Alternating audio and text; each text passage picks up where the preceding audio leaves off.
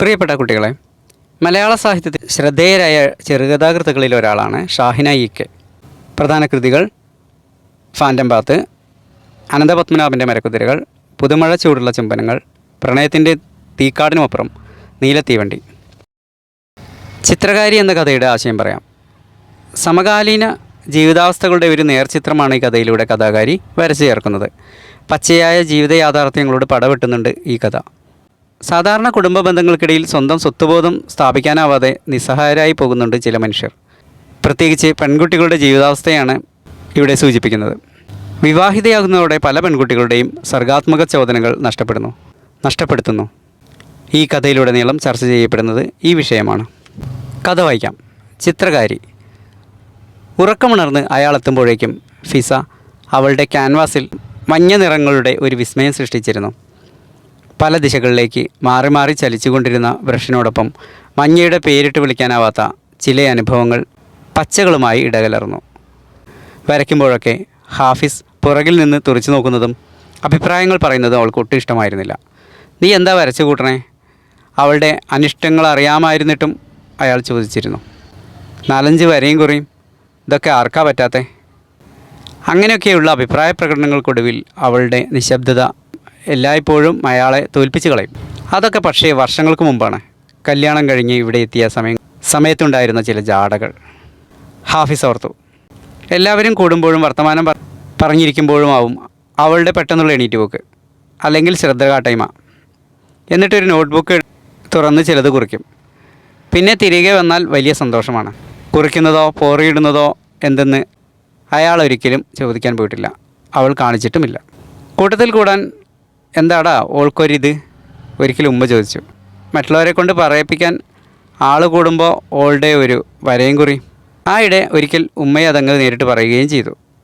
അടുപ്പത്തെ പണി പഠിക്കാണ്ട് പറ്റൂല ഫിസേ. വെള്ളത്തിൽ കുതിർന്ന ബ്രഷ് പതിയെ കുടഞ്ഞ് അവളപ്പോൾ പറഞ്ഞു. ഞാൻ പണിയൊക്കെ തീർത്തിട്ടാ ഉമ്മ. അതുപോരാ. ഉമ്മ അവൾക്ക് മുമ്പിൽ വന്നു നിന്നു. അനക്ക് കലത്തപ്പം ചുടാനറിയോ? ഇല്ല. ചുക്കപ്പം ചുടുകയ്? ഇല്ല. ബിരിയാണി വയ്ക്കോ? അവളുടെ നിശബ്ദതയിൽ നിന്ന് ഊർജ്ജമെടുത്ത് ഒരു തോൽപ്പിക്കലിൻ്റെ ഭാവത്തോടെ ഉമ്മ പറഞ്ഞു. അടുപ്പത്തെ പണി ഒരു കടലാഫീസേ. അതങ്ങോട്ട് തീർന്നു എന്ന് പറയാൻ പറ്റിയെങ്ങനെ? എൻ്റെ പെയിൻ്റടി പോലെയല്ല അത്.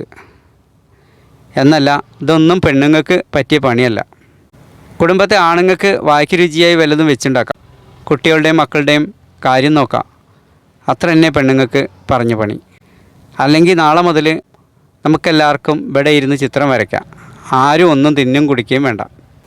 കൈകൾ ആയത്തിൽ വീശി അവളുടെ വരകളിലേക്ക് പുച്ഛം പുരണ്ട ഒരു നോട്ടമെറിഞ്ഞ് ഉമ്മ കടന്നു പോകവേ 2 കണ്ണുകളുടെ നനഞ്ഞ നോട്ടം തന്നിലേക്ക് പടരുന്നത് തീർത്തും അവഗണിച്ച് അയാൾ നഖങ്ങൾക്കുള്ളിൽ ചെളി അടർത്തിക്കൊണ്ടിരുന്നു. പിന്നെ കണ്ടിരുന്നേയില്ല കുറേ കാലം. പല കോലങ്ങളിലുള്ള അവളുടെ ബ്രഷുകളും ചായങ്ങളും മിണ്ടാതിരുന്നുള്ള വരയും എഴുത്തും. എന്നിട്ടിപ്പോൾ വരയ്ക്കാതെ അവളൊക്കെയും മറന്നുപോയിരിക്കുമെന്ന ഹാഫിസിൻ്റെ കണ്ടെത്തലിനെ തീർത്തും തെറ്റിച്ച് വീണ്ടും അതേ താളത്തിൽ കൃത്യതയോടെ ബ്രഷ് ചലിപ്പിച്ച് 10 മണിക്ക് എനിക്ക് ഒരിടത്ത് പോവാനുണ്ട്. ഹാഫിസ് ഒന്ന് മുരടനക്കി. ഫിസ ഒന്നും പറഞ്ഞില്ല. അസഹ്യതയോടെ പിന്നെ അതുമിതും തിരയുകയാണെന്ന പോലെ മുറിയിൽ അങ്ങോട്ടും ഇങ്ങോട്ടും 2 ചാൽ നടന്ന് ജനലൊന്ന് തുറന്നടച്ച് അലമാരയിൽ ചിലത് പരതി അയാൾ അവളുടെ മുഖത്തേക്ക് കുളി കണ്ടിട്ടു. പിന്നെ കൈവിരലുകൾ ഒരേ വേഗത്തിൽ ചലിപ്പിച്ച് അവൾ തീർക്കുന്ന പുതിയ ചിത്രത്തിലേക്ക്. പച്ചയുടെയും മഞ്ഞയുടെയും കുറേയേറെ വരകൾ. അയാൾക്ക് ഒന്നും പിടികിട്ടിയതേയില്ല.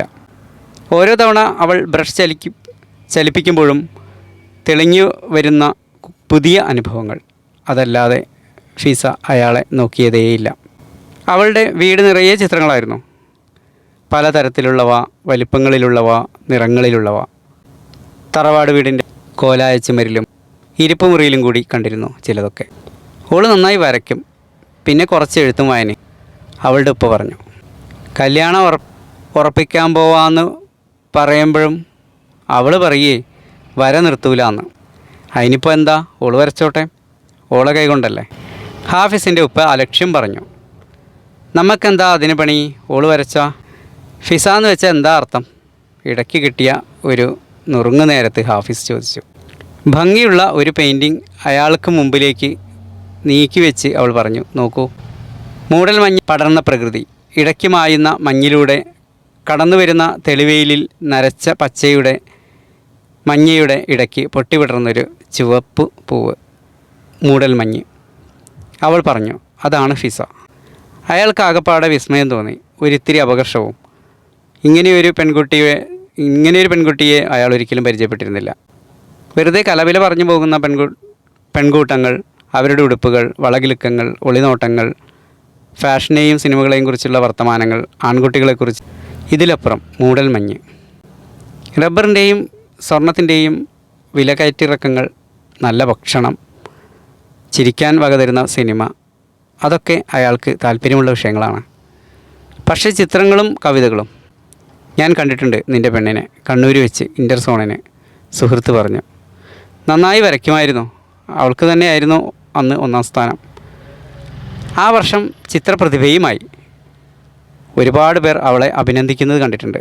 കുസൃതിയോടെ ഹാഫിസിൻ്റെ മുഖത്തേക്ക് പാളി നോക്കി അവൻ പറഞ്ഞു. അവളുടെ കൈവിരലുകൾ കണ്ടിട്ടുണ്ടോ? ഇവനിതെന്താണ് പറയാൻ പോകുന്നതെന്ന് ആശങ്കപ്പെട്ടും അസഹിഷ്ണുതയോടെയും ഹാഫിസ് പറഞ്ഞു, ഇല്ല, ദൈവം തൊട്ട കൈവിരലുകൾ. അഭിപ്രായം എൻ്റേതല്ല ഹാഫി. അന്ന് ഞങ്ങളുടെയൊക്കെ ചിത്രങ്ങൾ കാണാൻ ആർട്ടിസ്റ്റ് മാധവൻ സാർ വന്നിരുന്നു. അദ്ദേഹത്തിന് മാത്രമല്ല, അത്യാവശ്യം വാക്കുണ്ടെന്ന് തോന്നുന്നു കക്ഷിയുടെ കയ്യിൽ. പക്ഷേ ഭയങ്കര സൈലൻ്റായിരുന്നു എപ്പോഴും എക്സ്ട്രീംലി സൈലൻ്റ്. എന്നിട്ടോ, ദൈവമേ, ആ കലാകാരിയാണ് ഈ കച്ചവടക്കാരൻ്റെ മൂക്കുകയറിൽ. കുസൃതിയോടെ ആകുലത ഭാവിച്ച് അവൻ നെഞ്ചോട് കൈ ചേർത്തു. ഒക്കെയും തമാശയായി കരുതാൻ ശ്രമിച്ചെങ്കിലും ഹാഫിസിന് പെരുവിരൽ തൊട്ട് ഒരു ചൂട് അരിച്ചു കയറുന്നതായി തോന്നി. അത് മൂർധാവിൽ തൊട്ട് നിൽക്കും വരെ വല്ലാത്തൊരു പുകച്ചിൽ. ഫിസയുടെ ബ്രഷ് ഇപ്പോൾ ഒരു കാട് തീർക്കുകയാണ്. ക്യാൻവാസിൽ മഞ്ഞപ്പച്ചകളുടെ മാത്രം കാട്, ഇടയ്ക്ക് അവ്യക്തമായൊരു വഴി, കാടങ്ങനെ പടർന്ന്. മോനെവിടെ? അവൻ ഉണരാൻ നേരമായില്ലെന്നറിഞ്ഞുകൊണ്ട് തന്നെ അയാൾ ചോദിച്ചു. ചോദ്യത്തിൻ്റെ ലക്ഷ്യം ശരിക്കറിഞ്ഞെന്ന പോലെ ഫിസ അത് കേട്ടതായി ഭാവിച്ചില്ല. ബ്രഷിൻ്റെ ഗതിവേഗങ്ങളിലേക്ക് മാത്രം സാഗൂതം നോക്കി തുടർന്നു. ഹാഫിസ് പൊടുന്നനെ അവളുടെ കൈവിരലുകളിലേക്ക് നോക്കിപ്പോയി. നീണ്ടു നേർത്ത കൈവിരലുകൾ, ദൈവം തൊട്ടവ. പൊടുന്നനെ ഒരു അസ്വാസ്ഥ്യം എന്തെന്നില്ലാതെ അയാളെ മൂടാൻ തുടങ്ങി. അസഹ്യതയോടെ വരാന്തയിലേക്ക് ഇറങ്ങി. അന്നത്തെ പത്രമെടുത്ത് നിവർത്തുമ്പോഴും അയാളുടെ ചിന്ത അവളുടെ ക്യാൻവാസിനെക്കുറിച്ചായിരുന്നു. എന്തിനെന്നില്ലാതെ അയാളെ വല്ലാതെ അപകർഷപ്പെടുത്തിയിരുന്ന അവളുടെ വര. ഇടയ്ക്കൊരിക്കൽ അവളുടെ ചിത്രങ്ങൾ കാണാനും എന്തൊക്കെയോ വിവരങ്ങൾ തിരക്കാനുമായി ആരോ ചിലർ വന്നുപോയി. ഒരു എക്സിബിഷൻ നല്ലൊരു വഴി തുറന്നേക്കും, അവർ പറഞ്ഞു. ഫിസ നല്ല ഉത്സാഹത്തിലായിരുന്നു. ഒരു താക്കീത് പോലെ അവനെ നോക്കി. ഉപ്പ കടന്നു പോകവേ ഹാഫിസ് അവസാനം എന്നോണം അവളോട് പറഞ്ഞു, ഒരു പണ്ടാരവും വേണ്ട. അവൾ പ്രതികരിച്ചില്ല.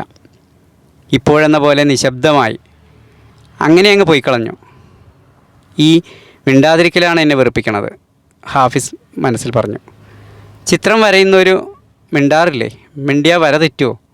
അയാൾ അവളോട് ചോദിച്ചു. ഇതിന് അഹങ്കാരം എന്നാ പറയുക. വലിയ ആളുകളി. ഒരു ചായ വേണം എനിക്ക്, ഒരു ചായ. നിയന്ത്രണമറ്റൊരൊച്ചയിൽ വീണ്ടും പറഞ്ഞു. അയാൾ പിന്നെ അവളുടെ കയ്യിലെ ബ്രഷ് ഒരൊറ്റ തട്ടിന് തെറിപ്പിച്ച് കളഞ്ഞു. കാടിൻ്റെ പച്ചയിൽ ചില നിറങ്ങൾ പടർന്നു. ഒരു ചേർച്ചയുമില്ലാത്തവ. നിർനിമേഷനായി കുറച്ചിട അത് നോക്കി നിന്ന അവൾ പിന്നെ പതിയെ മുറി വിട്ടിറങ്ങി. ഡൈനിങ് ടേബിളിനരികിലേക്ക് നീങ്ങി. അവൾക്ക് പിറകെ കിതച്ചെത്തിയ അയാൾക്ക് മുന്നിലേക്ക് നീക്കിവെച്ച് അടച്ചുവെച്ച പാത്രങ്ങൾ തുറന്നു. മേശപ്പുറത്ത് അയാൾക്കേറെ ഇഷ്ടമായിരുന്ന പത്തിരിയും തേങ്ങാപ്പാലും നേരത്തെ ഒരുക്കി ചൂടാറാതെ അടച്ചു വെച്ചിരുന്നു. ഫ്ലാസ്ക് തുറന്ന് ചായ പകരവേ തുള്ളികൾ വീണ് അവളുടെ കയ്യിലെ മഞ്ഞച്ചായം ഇളകിക്കൊണ്ടിരുന്നു. അയാൾ അവളുടെ കൈവിരലുകളിലേക്ക് നോക്കി. ദൈവം തൊട്ട കൈവിരൽ. അപൂർണമായൊരു ചിത്രത്തിൻ്റെ മഞ്ഞച്ചായങ്ങൾ അപ്പോഴും പറ്റി നിന്നിരുന്നു. നിശബ്ദമായൊരു കരച്ചിലോടെ അവൾ കൈ കഴുകാൻ തുടങ്ങി.